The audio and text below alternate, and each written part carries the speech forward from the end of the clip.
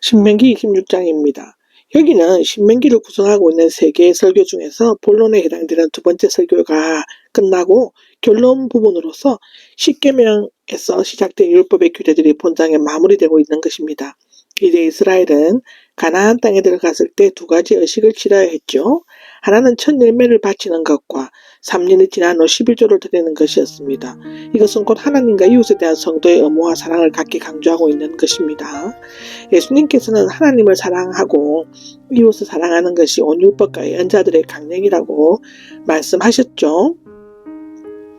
첫 열매를 바칠 때는 신앙의 고백이라고 하는데, 여기에서 이스라엘 백성이 가나안 땅에 들어가서 첫 열매를 거두게 되면 그것은 하나님께 바치고 다음과 같이 신앙 고백을 할 것을 명하였습니다.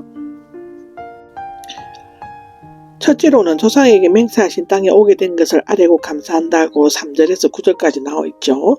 가나안 땅의 첫 열매는 하나님께서 그들의 조상에게 가나안 땅을 주시겠다고 맹세하신 언약의 성취고 그들이 그 땅을 소유했다는 확실한 증거입니다. 그 첫 열매를 바침으로써 출이집트의 해방과 강단 생활을 인도하신가 기회볼 주신 하나님께 기쁘게 감사하는 신앙 고백을 해야만 한다는 것이죠. 또 돌아다니며 사는 동안 얼마 안 되는 아랍 사람이 크고 강한 민족으로 번성한 것을 송축한다입니다. 야곱이 이집트로 이끌려 내려갈 때 식구는 약 70명이었지만 나올 때는 장정만 60만 명이 되었죠. 출애굽기 12장 37절에 나옵니다. 이것은 여호와께서 아브라함에게 약속하셨던 바의 성취로서 이스라엘 백성들은 이 일을 생각할 때마다 그 은혜에 감격할 수밖에 없었다고 합니다. 이집트의 압제하에 고통당했던 것을 기억하고 크신 능력으로 구원해내신 하나님의 섭리에 대해서 찬양한다고 6절에서 8절에 얘기하는데요. 이집트 사람들은 이스라엘 민족을 학대했지만 그들은 여전히 번성하였습니다. 하나님을 표징한 기적을 베풀 수 있는 강한 손과 편팔로 그들은 이집트에서 인도해내심으로써 주의 압제당하는 백성의 호소를 들어주셨죠. 비록 막강한 민족들이 가나안에 살고 있지만 이스라엘은 우유와 꿀이 흐르는 땅을 차지하게 될 것이다 라고 네 번째 말하는데요. 그러나 그 모든 토지와 소산이 다 하나님의 것임을 고백하는 것입니다.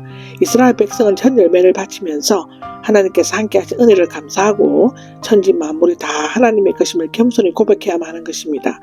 아무리 많은 허물을 바친다 해도 그것만으로는 하나님을 기쁘게 해드릴 수 없고 반드시 자신의 신앙을 고백하는 믿음이 수반되어야 한다고 히브리서 11장 6절에는 기록하고 있습니다. 3년 후 드리는 12조가 나옵니다. 12절에서 15절까지의 기록인데요. 앞에 내용 11절까지가 하나님 사랑에 대한 것이라면 여기는 이웃 사랑에 대한 것이라고 할 수 있죠. 원래 이스라엘은 매년 두 번의 11조를 내는데 하나는 레위 사람과 제사장들의 생계를 위한 정규 11조이고 다른 하나는 성소의 감사, 축제나 성소 보수에 드는 비용을 위한 절기 11조였다고 합니다. 본문은 안식일을 가짐으로 안식일을 기점으로 제3년과 제6년의 절기 11조를 가난한 자와 불쌍한 자를 돕는 데 사용하는 구제 헌금으로 소위 제31조에 관한 규례입니다. 어쨌든 하나님께서 드려진 11조라고 할지라도 그 용도는 엄격하게 구분되었으며 하나님께서 정하신 용도에 맞게 사용하였음을 양심적으로 고백해야만 한다는 것입니다. 백성들은 11조를 충실히 이행한 후 그것을 하나님의 명령대로 준행했다는 신앙 고백을 드려야 했다고 13절 14절에 얘기하고 있죠. 그리고 그에 따른 축복을 기원하면서 백성과 함께 복이 내리시기를 구하는 기도는 여호와 하나님의 은혜에 대한 이스라엘의 신뢰를 강조한다는 것입니다. 두 번째 설교로 맺는 말이 나오는데 모세는 모압 평지에서 백성들에게 향한 두 번째 설교의 결론 부분을 이 4구절은 여호와와 그 명령에 대한 전적으로 순종을 요구하고 이스라엘에 대한 하나님의 약속도 확정하면서 모세의 율법을 결론 짓고 있습니다. 하나님께 대한 이스라엘의 태도와 책임이 나오죠.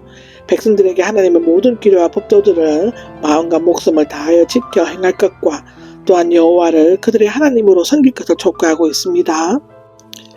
이스라엘의 순종에 대한 하나님의 축복이 18절에서 19절에 기록되어 있는데 백성들이 하나님의 뜻을 행하고 모든 계명을 지킬 때 하나님께서는 그들을 자신에게 속한 소중한 백성으로 인정하고 더욱 높은 자로 두셔서 거룩한 백성이 되게 하실 것입니다. 결론적으로 본문은 하나님을 섬기는 것은 삶의 전체가 되어야 하고 계명은 반드시 지켜야 하며 주의 백성은 그리스도를 주로 고백해야 한다는 것을 교훈해주고 있는 것입니다.